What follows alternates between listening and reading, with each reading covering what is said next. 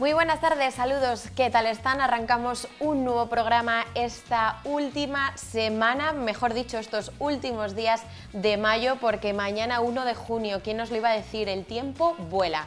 Y tenemos un programa de lo más variopinto y cargado de contenidos. Además, en tan solo unos instantes nos vamos a poner muy festivos y romeros, porque el alcalde de Fariza estará aquí para contarnos toda la programación de actividades que tienen para este fin de semana, porque ¿quién no ha escuchado o quién no ha disfrutado alguna vez de los pendones de Fariza? Pues bien, en tan solo unos instantes, como les digo, hablaremos y les desgranaremos y detallaremos todos los detalles y actividades que va a haber este fin de semana. Pero además también tendremos música, porque también estará en este plató para compartir esta tarde de martes con nosotros el pianista y compositor Giuliano Parisi.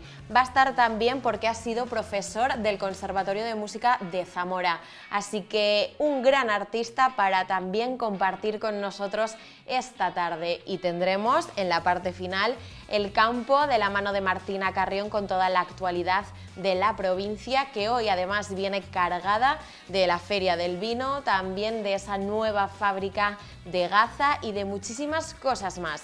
Y como no puede faltarnos, desde la semana pasada, esa sección de la universidad y del campus, Viriato de Zamora, la USAL, nos contará en concreto esta tarde todos los detalles y toda la oferta universitaria y académica de la Escuela Universitaria de Relaciones Laborales.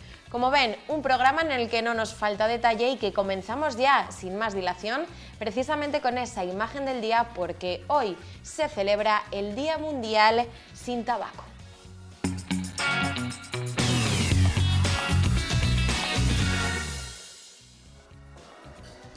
Se celebra el Día Internacional sin Tabaco y en Zamora lo están haciendo de una manera muy curiosa.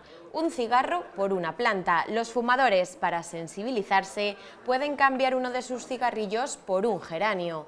Lo pueden hacer hasta en 3 stands distintos que se han dispuesto, 2 en el Virgen de la Concha y 1 en el Hospital Provincial.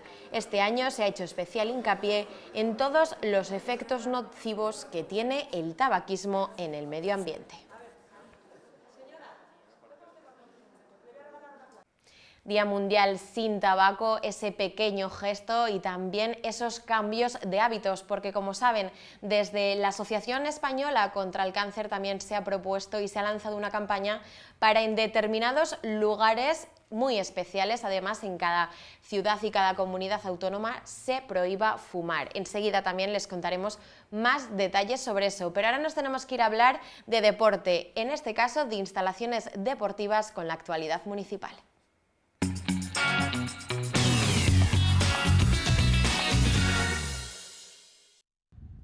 Y es que la Junta de Gobierno Local del Ayuntamiento de Zamora ha aprobado hoy el proyecto de obras para el cambio de pavimentos en los pabellones Ángel Nieto y Manuel Camba.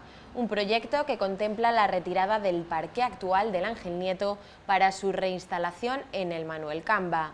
Al Ángel Nieto se le dotará de un nuevo pavimento de madera multicapa, adecuado para la alta competición deportiva. El presupuesto de ejecución es de 282.000 euros y el plazo para la realización de las obras será de 2 meses desde su adjudicación.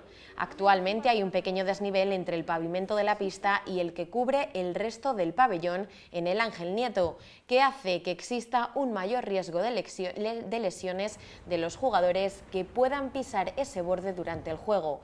Eso y el mal estado de la superficie ha llevado al ayuntamiento a tomar esa decisión.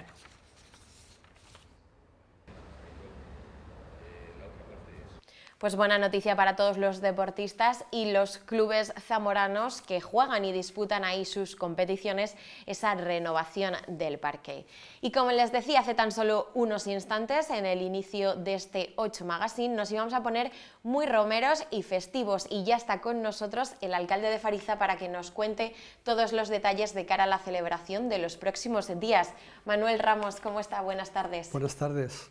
Pues nada, aquí a responder aquello que me vayan a preguntar. Claro que sí, es un placer para todos nosotros que estés compartiendo este ratito con nosotros y que nos cuentes la programación, que es muy amplia, de todas las actividades que se van a disfrutar en esta festividad.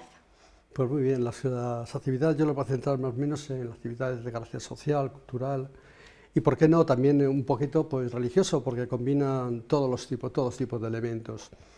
El sábado pues tenemos una misa dedicada a todos aquellos que nos han precedido en el municipio y que hicieron posible todo esto, este evento que estamos celebrando año tras año.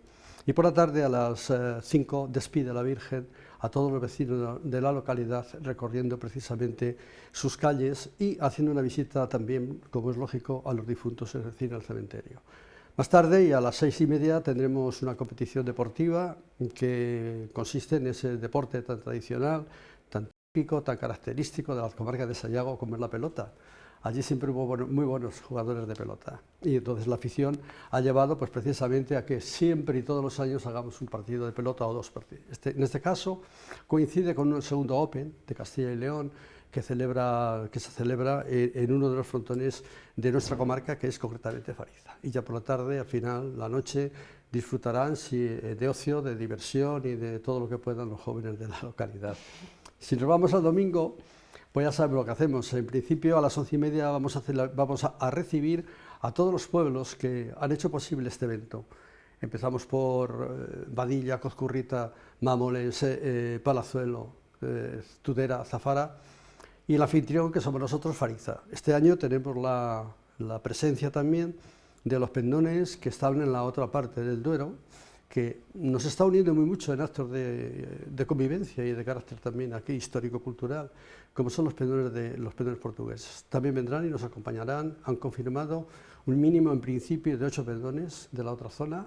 Por lo tanto, el evento tendrá un interés ya no solo desde el punto de vista comarcal provincial, sino que lo va a tener también de carácter internacional, porque hay que decirlo, hispano-portugués. Qué bonito esa unión, ¿no? Y ese detalle, no solo con las localidades sayaguesas, sino también ya cruzar un poquito, como decimos, la frontera con el país luso, ¿no? Correcto. Es un acto de hermandad, de acercamiento, de aproximación, de compartir una cultura que se parece mucho. Se parece mucho a la comarca de Sayago, pero también se parece mucho en la zona mirandesa.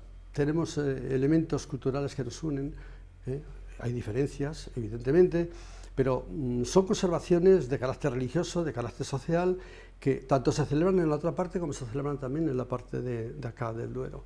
Por lo tanto, empezamos este tipo de encuentros pues en la legislatura anterior, que estaba en la Cámara de Miranda, donde nos reunimos con los pendones de Aliste, pendones de la zona portuguesa, y los pendones de Sayago, que de momento los estamos representando nosotros. Hay más pendones, hay más, porque todos los pueblecitos de la comarca tienen su pendón. Unos los conservan, otros se han dejado un poco pues ahí, quietos. ¿Sí?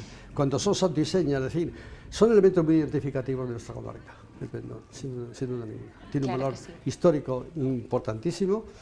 Es verdad que es un concepto pagano, pero no es menos cierto que desde el punto de vista social se une a un comportamiento de carácter religioso, como es el acompañamiento de la Virgen al santuario, a la ermita del castillo, en la falda del río Duero. Impresionante el paisaje, claro. Pero eso también es muy bonito, esa unión entre los pueblos sayagueses acompañando a la Virgen en un día especial y festivo, ¿no? Sin duda ninguna. La importancia que tiene la romería no es que se la tenga en este momento, viene desde hace muchísimos años. Yo calculo, porque calculo por datos que va recogiendo de una parte y de otra, que un mínimo de 500 años de historia tiene nuestra romería. Y además coincide en un acto que antes cuando nuestros padres, nuestros abuelos celebraban esta romería, la hacían los lunes. Es decir, en el momento más fuerte de la recolección de la agricultura y ganadería, sin embargo, dedicaban un día exclusivo, lunes, a celebrar esta romería. Lo cual quiere decir que la devoción era muy fuerte, el sentimiento de hermandad era muy fuerte. Nosotros, lógicamente, recogiendo ese testigo, estamos obligados a propagarla en el tiempo. La verdad es que el lunes fue decayendo un poquito la presencia de la gente, de la participación, de los romeros, en definitiva, e hicimos un cambio el domingo. Y el de domingo pues, ha sido un acierto hasta ahora, donde se concentra masivamente gente para ver es decir, este desfile de romeros, pero no es menos cierto que es espectacular ante el paisaje que lógicamente que recorremos desde que salimos del pueblo de Fariza, de la iglesia, hasta que llegamos y dejamos nuestros pendones en la zona de Armite, depositamos allí a la Virgen del Castillo hasta el siguiente año, que por cierto luego sale a despedirse de nosotros también. También esto es otro dato importante. Es difícil que en los pueblos no se pierdan las tradiciones, pero yo creo que esta es una de las que se mantiene, porque yo sí que es verdad que he acudido algún año y los jóvenes no faltan, ¿eh? No, no faltan. Es verdad que hay una participación muy alta y no es menos cierto que hay un sentimiento de raíces muy profundas. Este es el motivo fundamental, ¿no? Se transmite de generación en generación, pero de familiares a familiares. Entonces nos hacen vivir la esencia de lo que es la romería en general, ¿no? No es eso de decir, celebro este acto y aquí pasa y tal, no.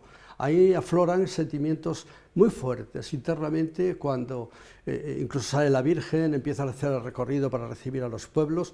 Hay un sentimiento de humanidad impresionante.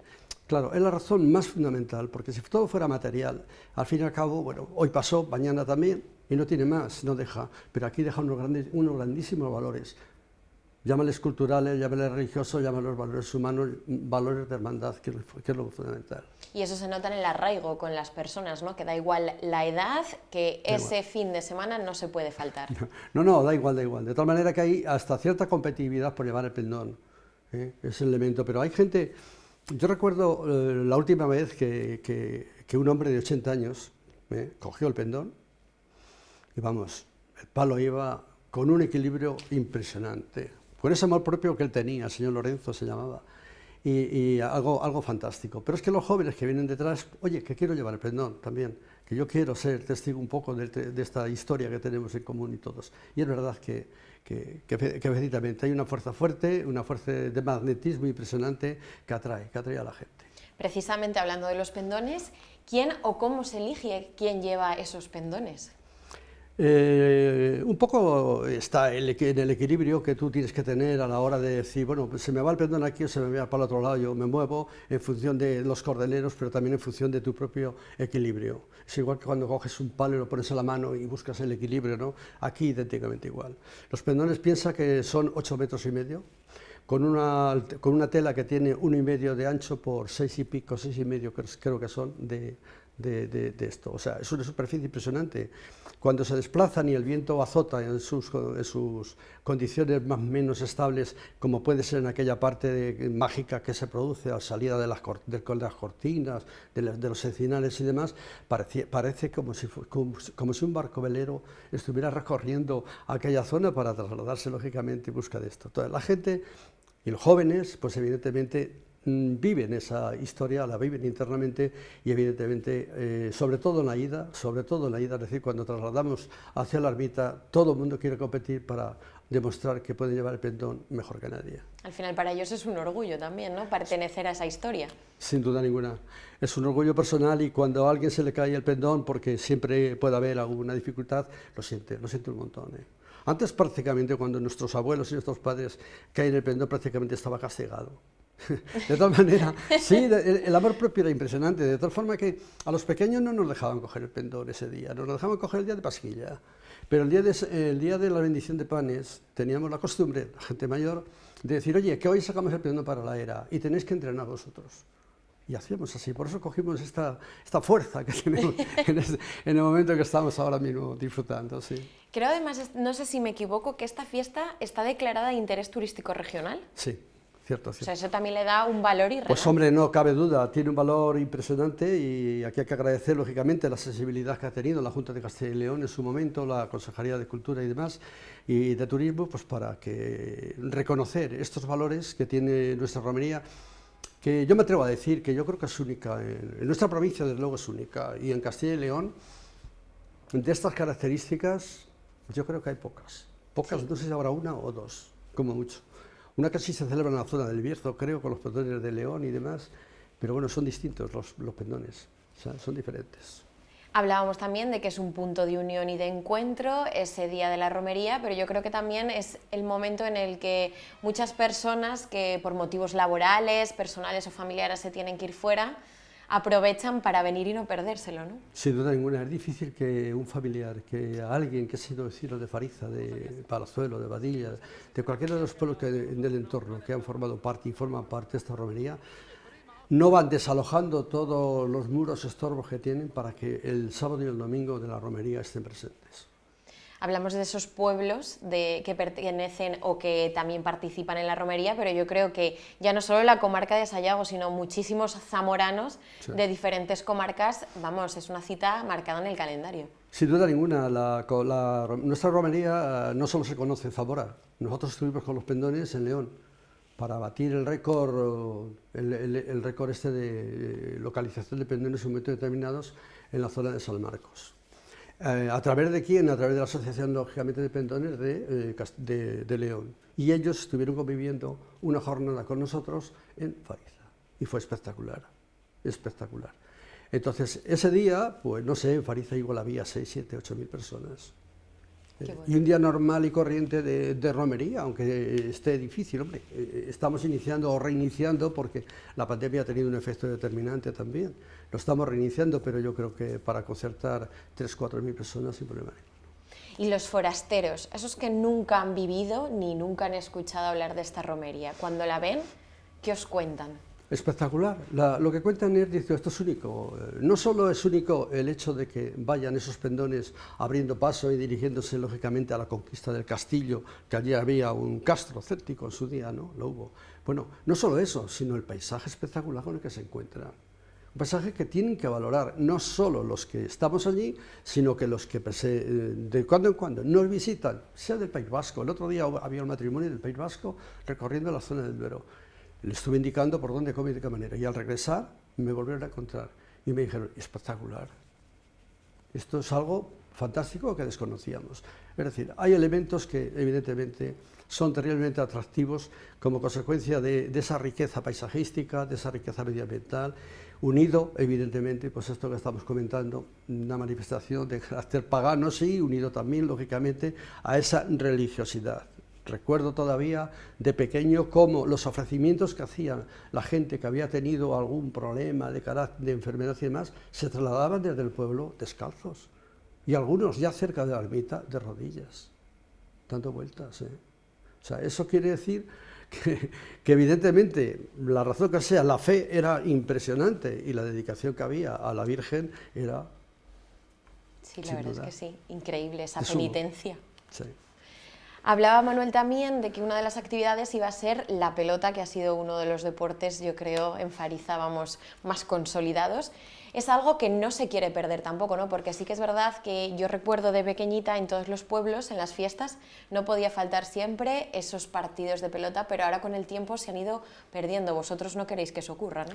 No, no queremos perderlo. El problema es que no tenemos gente que es de generación joven que de alguna manera practique este deporte.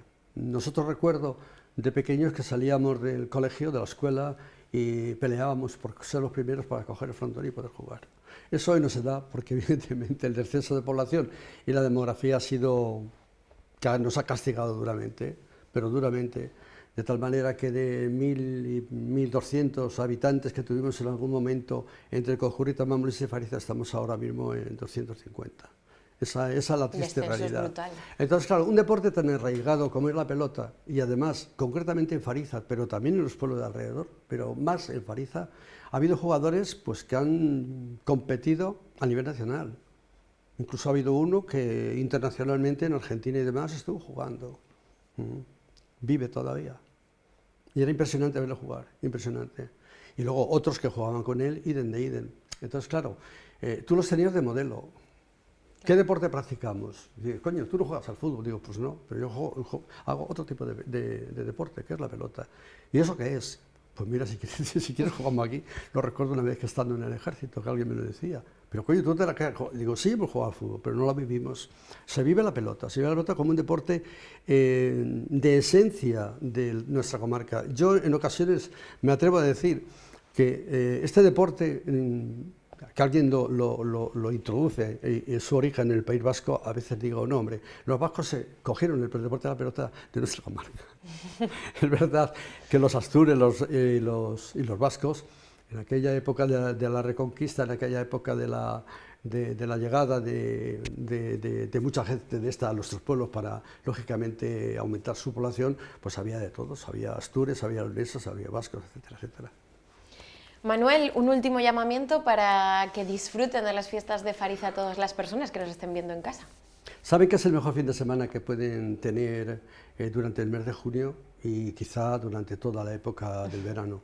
No solo está el divertirse con una buena orquesta o con un buen atractivo, sino está más, lógicamente, en la espectacularidad que tiene esta romería, de la que hemos descrito ya todos los elementos que conforman Cristos, pendonas, cruces parroquiales, etcétera, y los pendones. Y, sobre todo, el atractivo paisaje que tiene nuestra zona, nuestra comarca y, fundamentalmente, la zona de los Arribes del Duero, que son espectaculares. Tenemos paisajes naturales maravillosos, cultura, tradición, religiosidad, diversión. Yo creo que, vamos, no hay duda, hay que ir. Se conjuga todo, por lo tanto es un buen momento para estar allí presente y darnos fuerza, porque evidentemente eso te fortalece también internamente, la presencia de gente. Claro que sí. Muchísimas gracias por haber estado aquí contándonos todos esos detalles y por la invitación, que allí estaremos. Gracias a Televisión Zamora, evidentemente. Muchísimas gracias, Manuel. Bien. Pues después de esta romería hacemos una pequeña pausa para publicidad y enseguida volvemos.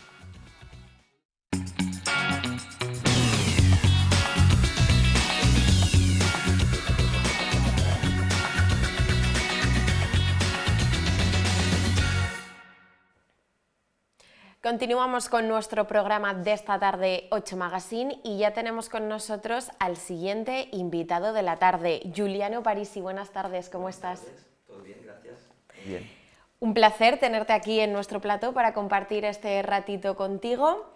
Pianista y compositor italiano afincado en España, ¿no? Sí, exactamente, sí. Muchas gracias por invitarme.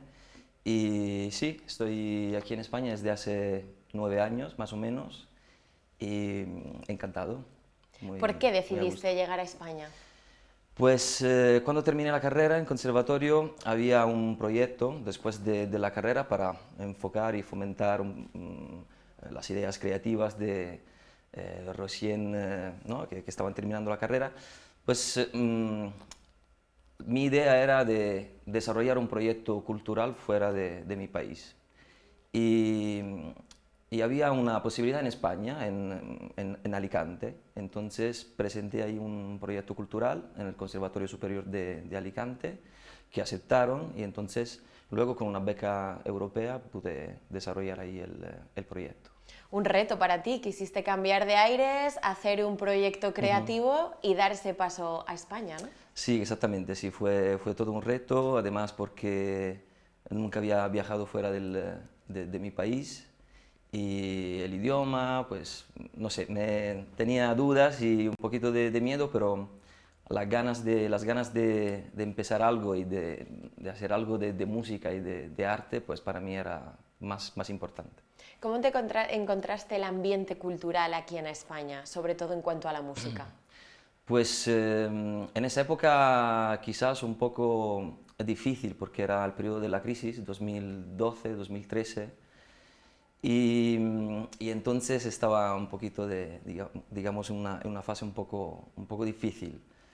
Pero luego empezó a tomar otra forma y empezaron los proyectos, empezaron colaboraciones y giras y muchas más cosas. Así que la verdad que aquí en España he encontrado una segunda casa y en ese sentido estoy muy contento. Tienes varios álbumes publicados y creo que muy diferentes entre sí, ¿no? Sí, son muy diferentes. Publiqué el primer álbum con un trío jazz, mis composiciones, todas son mis composiciones, y contacté con 2 músicos de Valencia, de la escena valenciana, Jeff Gerolamo y Julio Fuster, para acompañarme, y grabamos ese primer disco en Valencia, justo. Y la verdad que tuvo bastante buena acogida de público y sobre todo de conciertos también, y pudimos dar muchísimas vueltas con ello. Y sí, este primer disco fue un poquito homenaje a todo lo que yo había estudiado en la carrera, como lo del jazz, pero también, también algo de colores que vienen de la música clásica, música contemporánea. Pero digamos es un homenaje a toda esa parte, ¿no? de mi vida que fueron los estudios. Y, y luego el segundo álbum sí que es un cambio, porque en ello pues los 9 temas, cada uno tiene su personalidad, su carácter. Entonces también hay otros instrumentos como percusiones mediterráneas o latinas y luego una armónica, boca. Y así que es muy variado y quizás ha sido el reto más importante. Y siempre con composiciones originales, se titula Blind Light el álbum. Y después de ello, pues con una cantante peruana, tuve la posibilidad de colaborar con ella y grabar otro disco que es Renaciendo. Entonces ella viene del afroperuano, de la música también latina y nos juntamos y bueno, creamos ahí un proyecto con una fusión bastante interesante entre el piano y la voz, a dúo, donde el piano no quiere ser solo un instrumento de acompañamiento, sino que también otra voz, ¿no? Igual que la cantante. Así que nace Renaciendo y bueno, fue interesante también la experiencia. Hablabas precisamente de Blind Light, que como que ha sido el reto más difícil o el mayor reto que has afrontado. No sé si nos podrías contar el motivo. Pues el motivo son vicisitudes, se dice así, Sí. personales. Entonces venía de una época un poquito complicada personalmente y así que me costó mucho grabar ese disco, o sea, desde el punto de vista emocional. Entonces quizás luego en las grabaciones de los temas ahí vuelco toda esa parte emotiva. Luego los temas estaban arreglados, estaban listos para grabar, pero sí de mi parte, pues en la parte personal, en la parte más íntima, tenía ganas de esas rupturas que luego la transmito ahí en el álbum. Bueno, siempre dicen que de los momentos más complicados de la vida sale la mejor música. Sí, puede ser, bueno, es más crudo como álbum, quizás con más cambios dentro de cada tema. El punto de vista de las improvisaciones también son más sentidas. No sé, algo pasa en ese álbum que cada vez que lo escucho Algo se remueve, sí, ¿no? Sí. Has estado en festivales, en teatros, en auditorios y por toda Europa. Yo creo que eso avala la gran profesión que tienes, ¿no? Esa carrera profesional. Sí, he tenido la suerte de viajar bastante, de conocer a muchos lugares, sí, festivales, sobre todo conectar con otros músicos, de conocer muchísimos músicos buenísimos, buenas personas.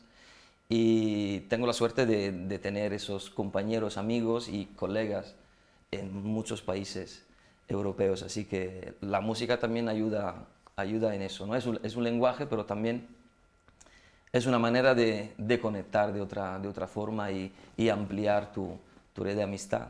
Te da muchísima más riqueza también, ¿no? Haber estado en tantos países de Europa y yo creo que tener tantos amigos o compañeros, ¿no? Sí, sin duda es una riqueza importante, siempre es un apoyo también, es un punto de conjunción, no sé cómo se dice bien, pero es una red que está allí y se amplía siempre, cada vez más, y a mí me encanta eso, me encanta mi trabajo, me encanta lo que hago, así que no puedo estar aquí agradecido de todo ello. Además, Juliano, también has hecho colaboraciones con artistas de renombre, ¿no? Que eso también yo creo que es muy satisfactorio y gratificante. Sí, he tenido muchas colaboraciones y últimamente estoy trabajando mucho también con la danza, donde estoy teniendo colaboraciones también importantes con coreógrafos y creadores del mundo de la danza y de las artes escénicas que están muy arriba en el escenario nacional e internacional. Y bueno, es otra faceta también de mí, ¿no? O sea, intérprete, músico, pianista, pero sobre todo necesito expresar y componer y para... Desarrollar la creatividad, ¿no? Exactamente, pero es una forma para mí necesaria de diálogo, o sea, de mí mismo con el público, con los demás, con el mundo al final. O sea, es una forma de sacar fuera lo que llevas dentro, sí. Y hacer partícipe al público. Sí. Hablas de que tienes muchísimas facetas, no sé si hay alguna con la que te quedarías en especial. Sé que es muy difícil porque al final todas componen lo que eres tú, pero Sí. alguna que de verdad digas, esta siempre me remueve más, me llega más. Pues la composición, sí, bueno, pero hablas siempre de algo artístico, ¿no? Claro, de lo artístico, sí. Pues sí, la composición es la que quizás me llena en muchos aspectos, porque tengo la parte reflexiva, de reflexionar sobre lo que estoy escribiendo, a lo mejor luego lo tiro todo porque no me gusta, pero es todo un proceso creativo, todo el proceso creativo me gusta mucho.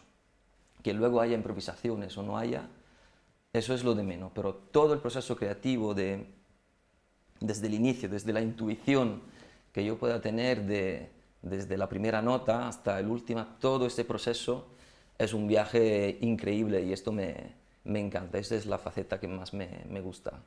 ¿Es fácil encontrar inspiración? Porque vosotros al final estáis todo el día creando, componiendo, entonces yo creo que habrá momentos en los que también digáis, no encuentro nada en lo que pueda inspirarme, ¿no? Para sacar adelante un proyecto. Sí, hay muchas fases de esa. Y es complicado a veces porque puedes ir hacia un bajón emocional importante porque te sientes que no tienes esa energía creativa, ¿no? Pero es un proceso, es un momento como de incubación de las ideas. Entonces las ideas, aunque tú me siento al piano y digo, pues no sale nada de importante o que me guste, pero dentro de mí, bueno, yo ahora sé porque sé un poquito cómo es mi proceso creativo, entonces dentro de mí sé que está, ¿cómo se dice?, creándose, se está ahí creciendo, está germinando esa idea creativa que luego, en un momento específico, pues yo simplemente tengo que cogerla y escribirla, expresarla o tocar al piano. Pues entonces hay que saber esperar, hay que saber vivir con esas fases de supuestamente vacío, pero no es un vacío, es de recibir todo desde la vida. Yo me nutro de la vida que tengo alrededor, entonces no soy un artista intelectual en el sentido de crear a nivel mental, cerebral, o sea, voy construyendo esto, pongo las notas aquí, esto, no. Yo me nutro antes de todo lo que tengo alrededor, de mis experiencias personales sobre todo, y luego desde ahí esto dentro pues se crean, se transforman en otras cosas que luego yo lo tengo simplemente que transcribir en música, que es lo que hago. Qué bonito es eso, ¿no? Ese proceso yo creo que siempre es maravilloso. Sí. Hemos hablado de tu carrera profesional, pero ¿de dónde te viene o en qué momento te surge ese amor por el piano, por ejemplo? Porque creo que lo tocabas desde los 7 años. Sí, desde los 7 años, sí. Recuerdo vagamente que en mi casa mi abuelo era multiinstrumentista, aunque no lo conocí, pero tenía esa pasión de la música. Mi padre también tocaba varios instrumentos. Y recuerdo, entonces siempre en casa había instrumentos, o sea, música, partituras. Pero recuerdo que en casa había un pequeño teclado y me pasé un verano ahí jugando con ese teclado, todo el verano, no me separé de él. Y nada, mis padres luego aprovecharon de eso para, cuando empezó el curso en una academia, pues me matricularon en una academia. Desde ahí pues empezó esa historia de amor. Claro que sí, porque además es una historia de amor, vamos, con todas las letras. Sí, y recuerdo todavía la primera clase de música, o sea, de piano, que, bueno, de piano después de 4 meses empecé a tocar el piano. Porque en la academia, pues la profesora de piano, la primera clase sobre todo, yo entré, estaba un chico tocando muy bien el piano, y me dijo, pues, una hoja de pentagramas, me dice, mira, esta es la clave de sol, siéntate aquí y en esta hora que tienes que estar aquí en la clase, pues dibuja toda la hora la clave de sol. Pues eso fue mi primera clase o sea, que cualquier niño de ahora regresan a su casa y le dicen a los padres, pues, papá, no pues, vuelvo. mamá, no vuelvo nunca más a la escuela de música, ve tú si quieres. Pero no sé, eso a mí me gustó algo de esa experiencia, de esa primera clase, porque la profesora, yo creo que luego lo entendí después, lo hizo como o sea, tienes que empezar con esto para saber que no es fácil, o sea, y tienes que tener mucha paciencia. Claro. Pero mira, está ahí o sea, yo escuchaba a ese chico y dibujaba la clave de sol, entonces para mí era como un lazo. O sea, yo empiezo desde aquí, pero puedo terminar. Llegaré ahí. Llegaré ahí. Entonces eso fue todo o sea, algo que me emocionaba mucho.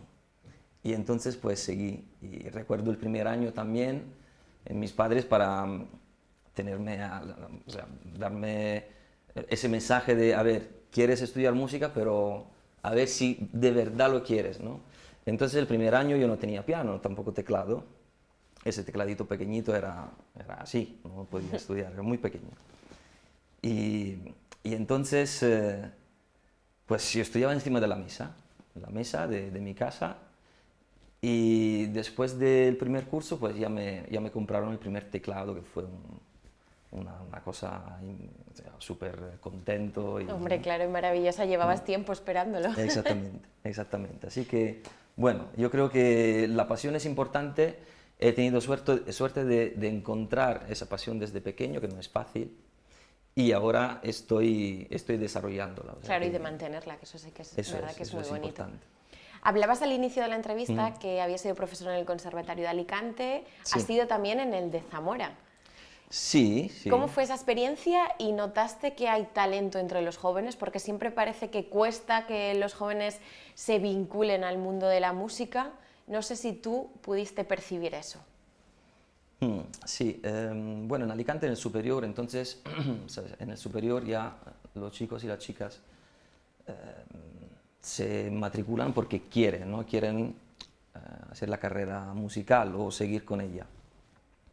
Pero en el elemental y profesional que tenemos aquí en Zamora, pues muchas veces te encuentras con alumnos que lo hacen o porque los padres o para ocupar 1 hora más o 2 horas más a la semana, pero sí que hay muchos y muchas que tienen ahí algo, tienen algo que espero, yo los veo con mis alumnas y alumnos, que muchos de ellos son muy buenos, tienen algo, tienen ese algo que lo tienen que desarrollar, claro.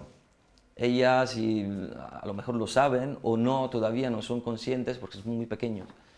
Y hay suerte como me pasó conmigo, de quererlo hacer desde pequeño, entonces estar muy centrado en ello, pero otros no, o sea, otros se dan cuenta después que a poco se van enamorando de la música, de su instrumento, o cambiarán instrumento, ¿no? Entonces es complicado al inicio, es muy complicado, pero sí que hay buena base en muchas de ellos.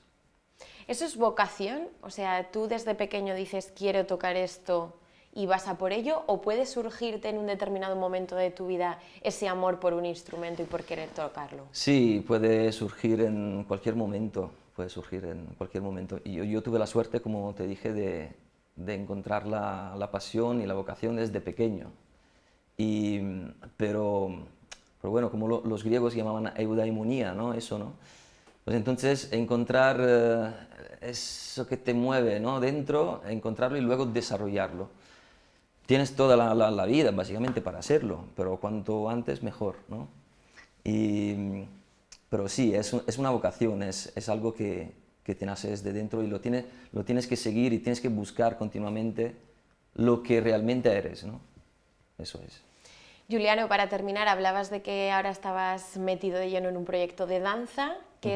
¿Cuáles son los proyectos más inmediatos que tienes ahora? Pues ahora tengo proyectos de danza que están ya producidos, digamos así, que ya hemos estrenado en teatro. Y tengo otra producción ahora en julio, en Oviedo, en el Campo Amor, que es un proyecto que se hace ahí cada año de investigación creativa sobre el proceso creativo en las artes escénicas. Entonces estaremos compositores, coreógrafos, bailarines, músicos, investigadores también. Entonces desde ahí luego ¿cómo se dice? Se relatan muchos datos acerca del proceso creativo, lo que hablábamos antes, y luego se publica un libro de investigación que está en público, se puede comprar en Amazon o en cualquier otra plataforma digital. Y luego, aparte de esa producción, luego son otras dos que están, siempre otra compañía de Madrid, no, de Valencia, perdona, y otra en Cataluña. Tengo dos trabajos más este aquí de Oviedo. Sí, ya está. O sea que no faltan proyectos no, para los próximos meses. Sí, este año la verdad que por suerte he trabajado mucho y muchos proyectos distintos también sobre cine, sobre cortometrajes, publicidades. Entonces he tenido mi mente muy ocupada en la composición, sí, la verdad que sí. Qué suerte, ¿verdad? Sí, la verdad que sí. Juliano Parisi, muchísimas gracias por estar esta tarde con nosotros. Ha sido todo un placer. Muchas gracias. Muchas gracias. Pues hacemos una pequeña pausa para publicidad y en tan solo unos minutos continuamos.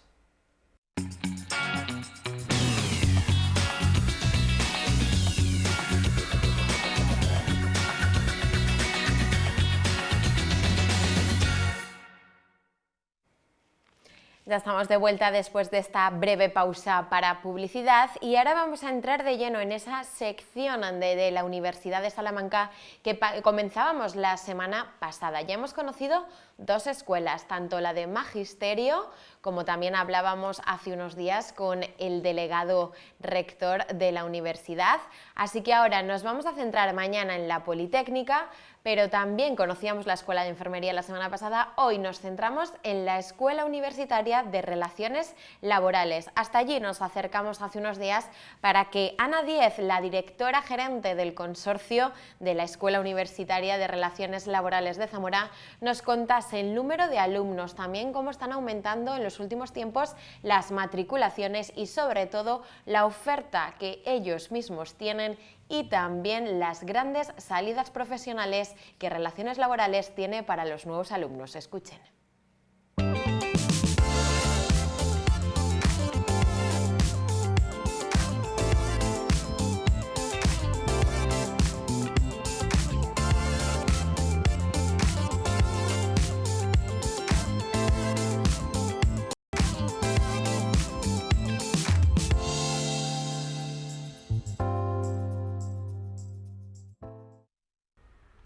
Y hoy nos hemos venido a descubrir toda la oferta académica que tiene la Escuela Universitaria de Relaciones Laborales en Zamora. Estamos en un entorno maravilloso y vamos a compartir unos minutos con su directora gerente del consorcio de la Escuela Universitaria de Relaciones Laborales, Ana Díez. ¿Cómo estás? Hola, buenos días, muy bien, muchas gracias por vuestra visita. Estamos en un entorno maravilloso. Este claustro, yo creo que al final, y estar en el centro de la ciudad y de la capital, es algo también muy atractivo para los alumnos que se decanten a estudiar en estos meses esta titulación, ¿no?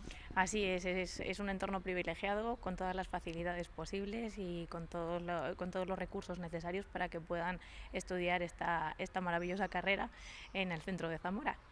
¿Cuáles son ahora mismo los números que tenéis o que barajáis en cuanto a los alumnos que están matriculados? Este año contamos con un total de 135 alumnos, de los cuales una parte bastante importante corresponde al curso de adaptación a grado. No sé si se ha notado evolución, si va aumentando ese número, si va descendiendo o se mantiene.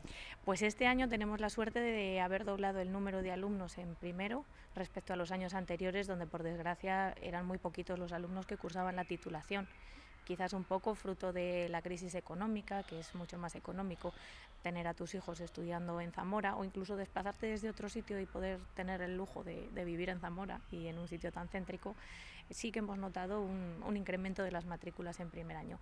Aparte de ese motivo que pensáis que por eso se ha aumentado ese número de matrículas, ¿qué creéis también que puede tener para poquito a poco ir enganchando a más alumnos?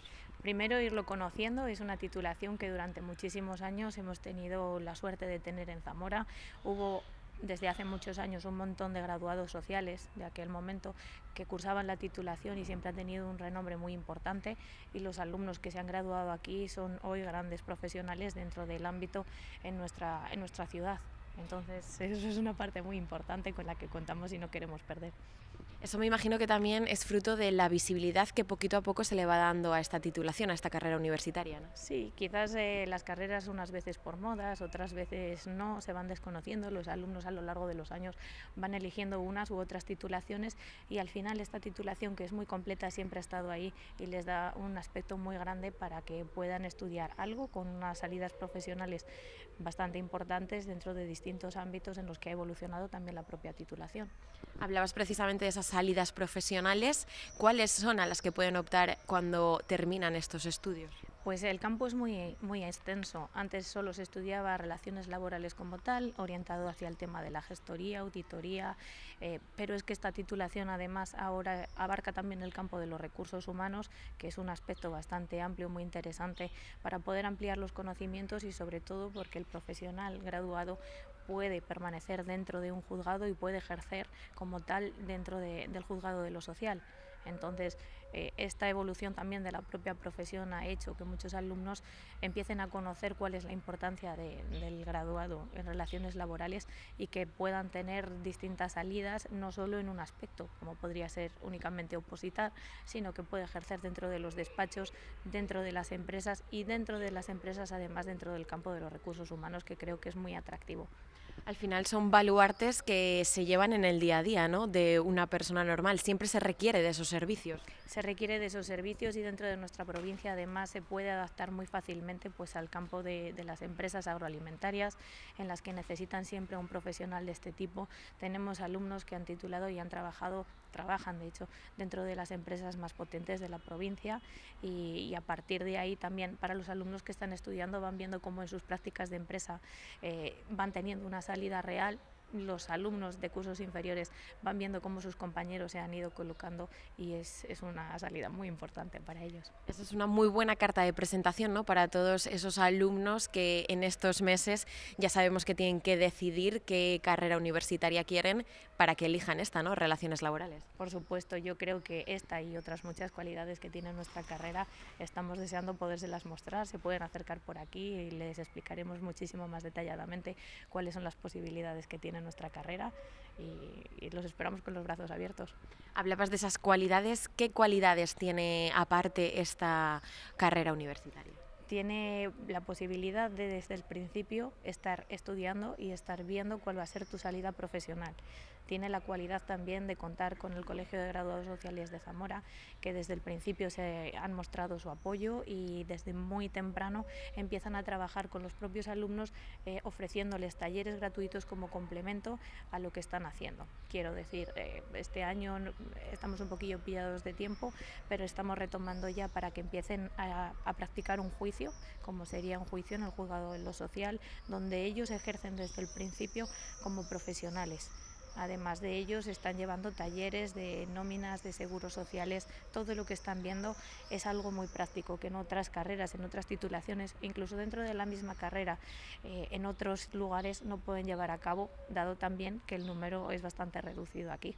Al final la teoría es importante para asentar esos conocimientos básicos, pero yo creo que sobre todo las prácticas, ¿no? Salir con un conocimiento y un poco la experiencia que vas a conseguir luego con los años, pero también saber qué te vas a encontrar y a qué te vas a enfrentar, ¿no? Eso es, saber desde el principio a qué te estás enfrentando y luego también estar viendo, como comentaba anteriormente, pues que los propios despachos profesionales de Zamora nos llaman por teléfono requiriendo de nuestros alumnos recién graduados o a punto de graduarse para que se incorporen ya al mercado laboral.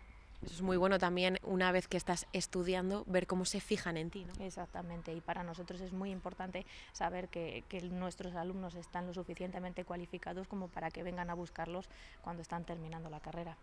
En ese caso, en todos esos alumnos que ya han salido para trabajar o también para hacer esas prácticas, ¿cuáles han sido las sensaciones que luego os han mostrado? Porque me imagino que sigáis manteniendo contacto, os intereséis, le preguntéis cómo les está yendo. El contacto nunca se termina de perder aquí, desde que entran por la puerta y vienen a hacer su matrícula, son bien recibidos y son parte de una familia. En el momento que están durante sus prácticas, tienen dudas, necesitan de los profesores, aquí tienen las puertas abiertas y están en contacto, y una vez que terminan saben que las puertas de aquí siempre están abiertas, llaman constantemente pues por interesarse por ofertas de empleo, llaman para pedir lo que necesiten si están opositando, y siempre se nota ese contacto estrecho y ese cariño que durante todo el tiempo se ha mantenido con ellos.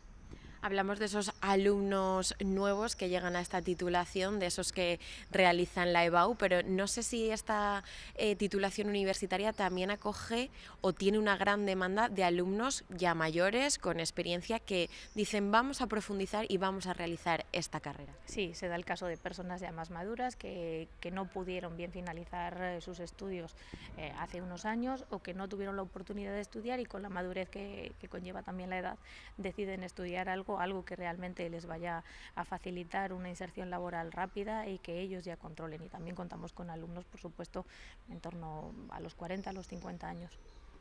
En cuanto a los docentes, creo que todos los docentes o la mayoría tienen un gran bagaje y una gran experiencia profesional también, que luego demuestran en las aulas, ¿no? Así es, tenemos profesionales que se han dedicado al campo del derecho durante muchos años, profesionales muy renombrados, y que tenemos la suerte de contar con ellos dando clases prácticamente ya magistrales, porque son personas sobradamente preparadas y conocidas y que a lo largo de los años han demostrado en su carrera profesional cuánto valen. Y luego, por otra parte, tenemos también la suerte de contar con profesores muy jovencitos, con un montón de experiencia y con un amplio conocimiento, que imparten clases en la Universidad de Salamanca, en el campus de Ávila, en distintos sitios, con lo cual también esa frescura, esas ganas y esta gente mucho más joven y sobradamente preparada, pues también es muy importante para rejuvenecer nuestra escuela y mantenernos al pie del cañón, conservar un poco la tradición y también pues lo que necesitamos en el día a día.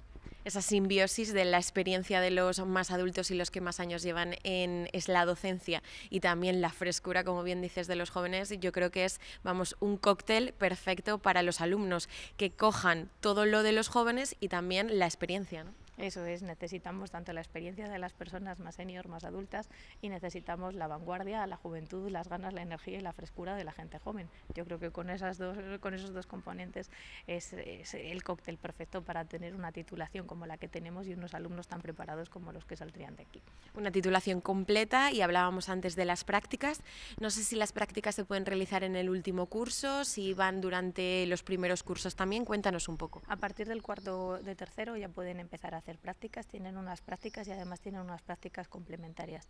Entonces, a partir de los últimos años ya empiezan a formarse, incluso una vez que ya tienen el número de créditos necesarios para realizar las prácticas y ellos ya se ven lo suficientemente preparados, salen al campo laboral, además de contar, como te decía, también con esos talleres en los que de alguna manera la práctica laboral y la práctica profesional también se va adquiriendo, y en el momento que se encuentran fuera de lo que son las aulas sienten una seguridad muy importante para poder ejercer su profesión. ¿Realizan esas prácticas en empresas zamoranas, todas ellas? Empresas zamoranas, en algún caso particular y tal y como lo contempla la Universidad de Salamanca, podrían requerirlo, pero preferimos, queremos y además contamos con el apoyo también de la Cámara de Comercio y de otras empresas y entidades para que nuestros alumnos se formen en Zamora, trabajen en Zamora y se queden en Zamora. El asentamiento de la población y tener la escuela abierta es una base fundamental para que nuestros jóvenes y la gente no tan joven pueda tener un futuro y establecerse aquí, bien como autónomos o en las empresas de la provincia. Imagino que en muchos casos se empieza en una empresa por esas prácticas, pero luego se queden y ejerzan ya una profesión, ¿no? Sí, se nos está dando el caso también pues, por el relevo generacional de algunos despachos que llaman por teléfono y quieren formar a algunos alumnos, quedarse con ellos porque la persona que está ocupando ese lugar actualmente está ya a las puertas de una jubilación bien merecida. Claro que sí. Para terminar, Ana, cuéntanos por qué tienen que venir los alumnos a estudiar esta titulación. Primero, por pasión por lo que van a hacer, por lo que van a desarrollar en el futuro, y segundo, por la calidad de nuestra enseñanza, por lo gusto que se van a sentir, por todos los conocimientos que van a adquirir, no solo los académicos, sino también los personales, y porque necesitamos grandes profesionales en nuestra provincia que se queden aquí. Muchísimas gracias. Muchísimas gracias a vosotros por esta oportunidad y animar a todo el mundo a que venga a conocernos.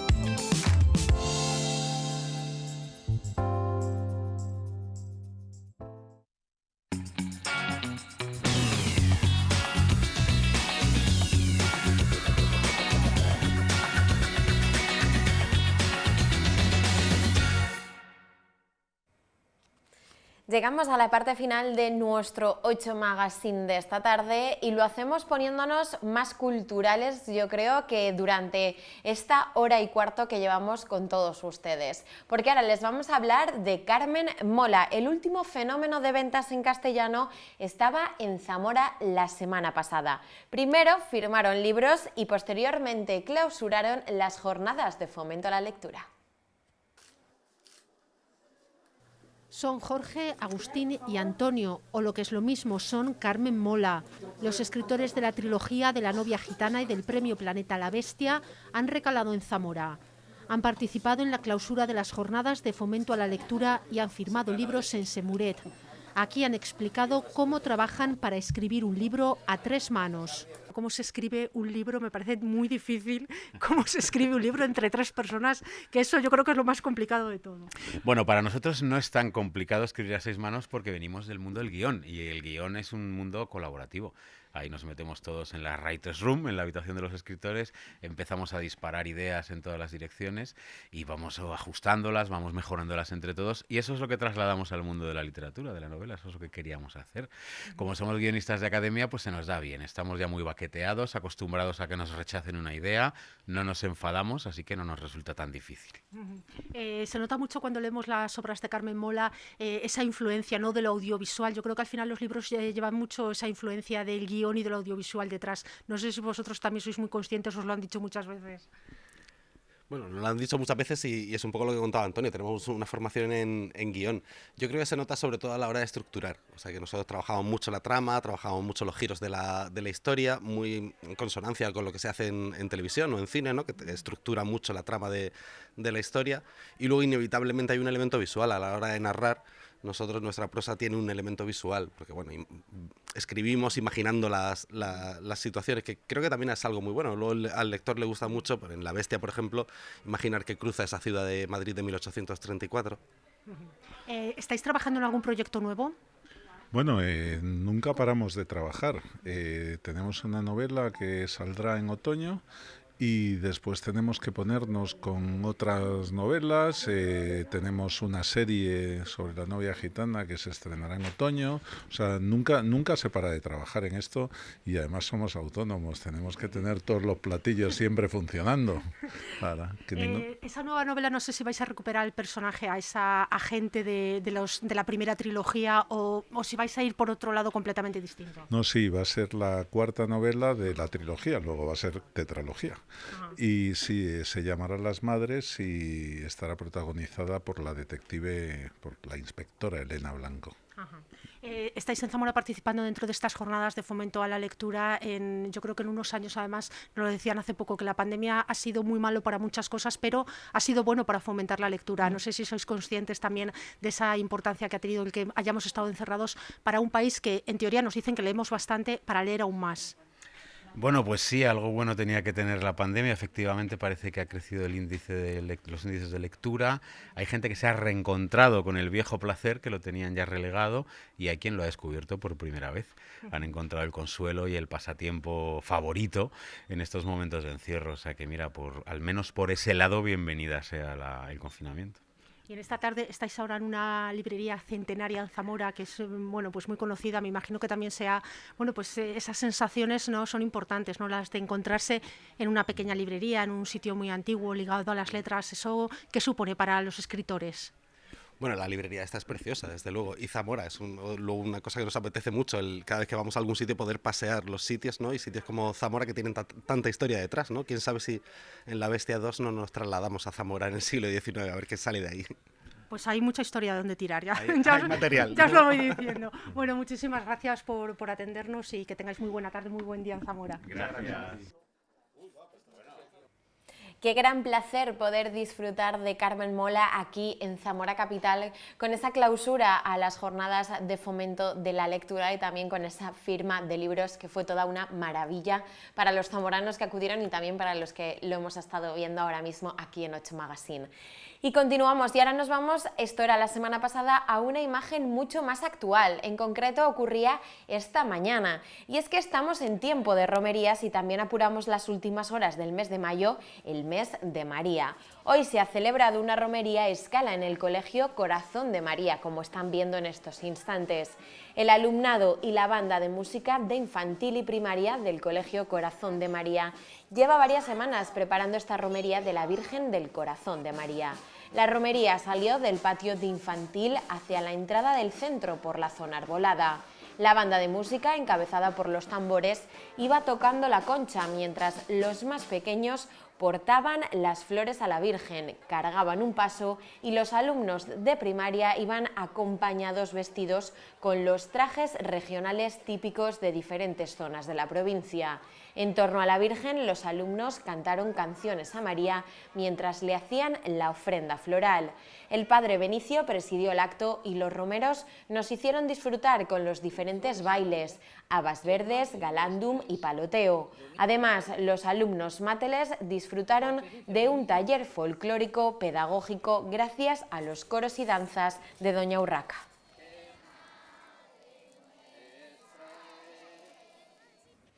Qué maravilla poder disfrutar de estos pequeños que disfrutan de ese homenaje a la Virgen María en su colegio y también que disfrutan de las tradiciones, yendo en romería con esos vestidos y esas indumentarias tradicionales de varias partes de la zona. Ellos sí que, los más pequeños, son una cantera buena de que hay que seguir manteniendo las tradiciones y sobre todo en esta época de romerías que en tanto disfrutamos tanto en Zamora Capital como en Zamora provincia. Y yo creo que con esa imagen nos despedimos por hoy. Ya lo saben, ahora llega toda la actualidad del campo y provincia de la mano de Martina Carrión y nosotros volvemos mañana a las 4 de la tarde aquí con ese programa que ya estamos preparando de miércoles con 8 Magazine, que ya será, como les decía al inicio, sobre las 4, el primero que tengamos en este mes de junio que comienza mañana. El tiempo se va volando y nosotros estaremos aquí mañana 1 de junio para disfrutar con todos ustedes y entretenerles durante 2 horas. Aquí les espero. Hasta mañana.